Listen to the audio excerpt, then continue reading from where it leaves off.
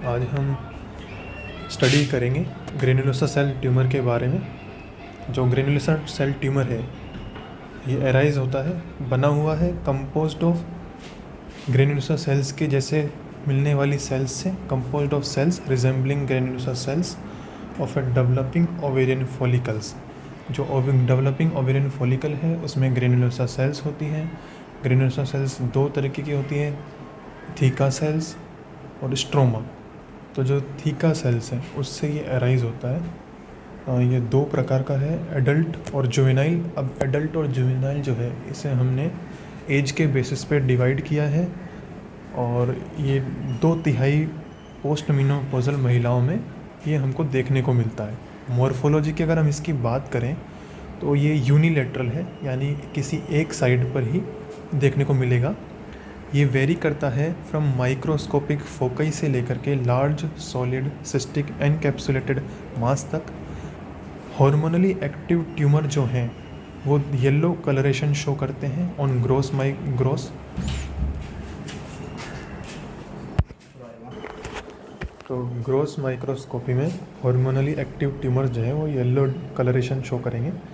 Cut sections जो है, और ये जो येलो कलरेशन है ये है ड्यू टू इंट्रासेल्युलर लिपिड्स के कारण। हिस्टोलॉजी अगर हम देखें तो इसमें पैटर्न जो है वो वेरी करेगा, cuboidal to polygonal sales.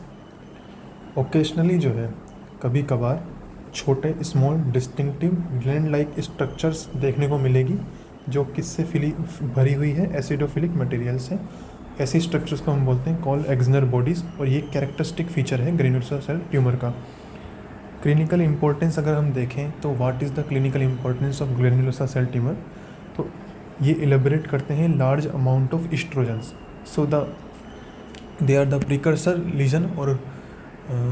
Legion for the carcinoma of the breast, carcinoma of the ovary, and they may behave like low grade malignancy.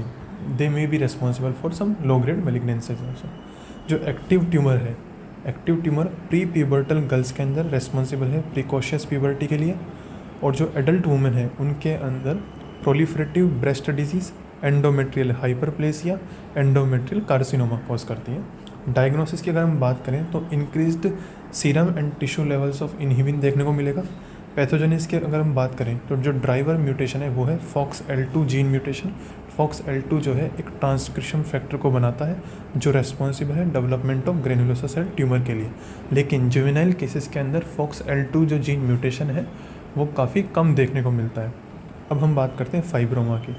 Fibroma में जो है ये ट्यूमर है, एराइज होता है ओवेरियन स्ट्रोमा से। ये स्ट्रोमल ट्यूमर है और ये बना हुआ है फाइब्रोब्लास्ट सेल्स का।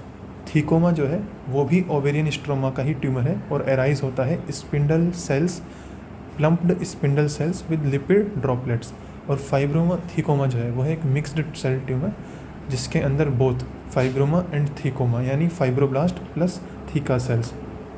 ये एक यूनिलेटरल ट्यूमर है जो सॉलिड, स्पेरिकल और स्लाइटली लोब्यूलेटेड हो सकता है, एनकैप्सुलेटेड है यानी और हार्ड है। ग्रे वाइट मास जो है वो कवर्ड है ग्लिसनिंग इंटैक्ट ओवेरियन सिरोसा से। ये ग्रोस है, यूनिलेटरल है, सॉलिड होगा, स्फेरिकल और स्लाइटली लोब्यूलेटेड, एनकैप्सुलेटेड है और हार्ड होगा। ग्रे वाइट मास है जो किससे कवर्ड है, ग्लिसनिंग यानी चमकती हुई इंटैक्ट ओवेरियन सिरोसा से। हिस्टोलॉजी की अगर हम बात करें तो ये वेल डिफरेंशिएटेड फाइब्रोब्लास्ट इसमें देखने को मिलेगी। स्कैंट इंटरस्पर्स्ड कोलेजिनस स्ट्रोमा होगा। स्कैंट मतलब धुंधला, इंटरस्पर्स्ड मिला हुआ कोलेजिनस स्ट्रोमा होगा। क्लिनिकल फीचर्स की अगर हम बात करें तो इसमें पेल्विक मास देखने को मिलेगा, पेन होगा, एब्डोमिनल पेन, असाइटिस देखने को मिलेगा, राइट साइड हाइड्रोथोरेक्स। अगर हम बात करें हाइड्रोथोरेक्स की तो जब हमको ये 3 feature, these are the 3 characteristic feature, hydrothorax, ovarian tumour और असाइटिस जो है ये इंडिकेटिव है मिक्स सिंड्रोम के लिए और also indicative of basal cell naevus syndrome.